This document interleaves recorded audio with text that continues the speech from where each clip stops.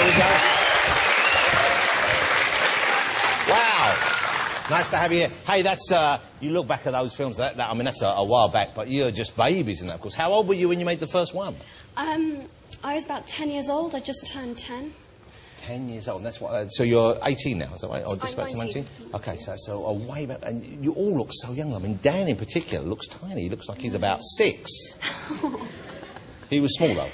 He was. Yes, and he's grown a bit. A little bit, yeah. Yeah, he's a lovely guy, though. I mean, they're all of the guys. You kind of grown up with them, I guess. I mean, that's the biggest chunk of your childhood. Definitely. They're like, they really are like my siblings. Really spent so much time with them. You when you were, before you got the role, you'd read the books. You were a fan already of the books, I believe, weren't you? Those that had been out by that stage. How many times did you audition to get the part?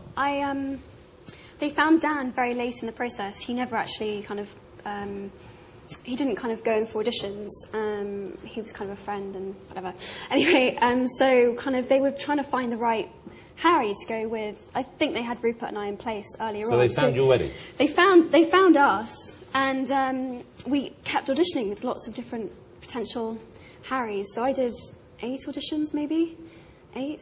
Wow, something like 8 that. with different. But you knew you had the part already when you were doing those auditions. No. That must have been just quite an awful ordeal then, in some way. It was. It was like my life for like 3 or 4 months. I was just wanted it so badly. And were they seeing other potential Hermiones, or were you the only one? Actually, they were. They were. I remember being devastated coming into the studio and seeing another little girl who had actually been in films before. And I was like, oh, I'm never going to get it. She's had previous acting experience. She's, it's all over type thing. My dream is over. And to make matters worse, she was playing cards with another Harry. Wow. I was like, oh my God, they're making friends already. I'm definitely not going to get it. So by the time I got to my audition, I was just in... Yeah. I know who you talk about, and that Dame Judi Dench is a bitch. She can play young as well, she can do the young parts. But you must have been, so the moment when you found out you had it, how did that happen? Who broke the news to you?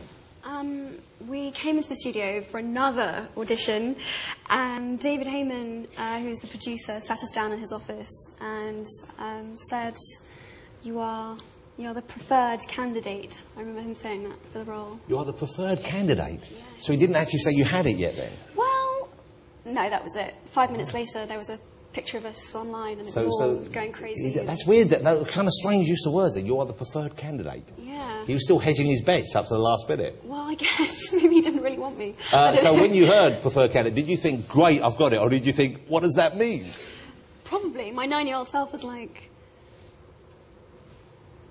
Yeah, good, got it. Have I got it? Have I not? No. And presumably you're now beginning to think about when it's over. There's going to be a bit of a wrench, I would have thought. It's going to be kind of strange, isn't it? Yeah, it will be strange. I mean, I'm being asked to talk about it a lot, but in a way, I've still got a lot ahead of me. We finished filming in April next year, so we've got a while to go, and then 2 more to be released, and the theme park, and... It doesn't feel over. There's a theme park, but you're involved in all that as well. Do you have to be involved in that, or you? Actually, we were. We filmed a scene for one of the rides. It's going to be like interactive, and we're going to talk to you and stuff. After you finish this, you've already got kind of the next few years planned out, haven't you? You're going off to study. You go to university in America. Yes. Okay. Once again, that's an exciting thing. Exciting to look forward to. Why go to America? Why not stay here and do it? Over here, you just have to choose one thing to study for 3 years, and I missed so much school and. It really appealed to me. In the States, you can study this kind of really broad curriculum. You can take sort of up to 4 courses a term, and it's very open, and they really encourage you to do different stuff. And I'm really into art as well, so it was great. Just better choices available. Just more choice. Here's the thing which is incredible, I think, is you've made these movies, you've been working on them, but also you've done so well with all your grades. This sounds kind of, I don't know, but you've got A's in all your GCSEs, is that right? And in your A-levels as well? Yeah. Wow, congratulations.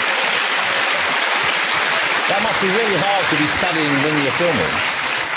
Yeah, it was tough. It was really tough. I felt very torn a lot, but it was so worth it. I'm so excited about going to university, and I want to have my cake and eat it. I want the best of both worlds. I want to do everything. Yeah. But it's interesting you say that, because there must have been some things that you did miss out of. The kind of normal things that kids go. What kind of things did you want to do more of, or did you sort of see your contemporaries do that you couldn't join in with? Just, if you're working really long hours, maybe you can't make I don't know, someone's birthday party or a sleepover or something that you know, but just I never felt like I was missing out because I was gaining so much. Yeah, so what you got in return, the balance was totally. And, you know, and there were gaps in between filming, and I would always go back to school, so I'd get to see my friends then, and like, my life felt like both parts were kind of a holiday because I'd get a break from school and get to go and do something really exciting and fun, and I get to come back again and see all my friends again. So, I mean, I was always working, but it was exciting and fun. How do boys deal with you when they see you out and about now? And if you're in a club or in a party or something, guys are going to want to talk to you, I guess. But they know who you are, or they think they know who you are. They know who Hermione is. Do they use that as a kind of way of trying to start a conversation with you? It's amazing how many, I don't think you can even call them chat-up lines you can get out of broomsticks and wands and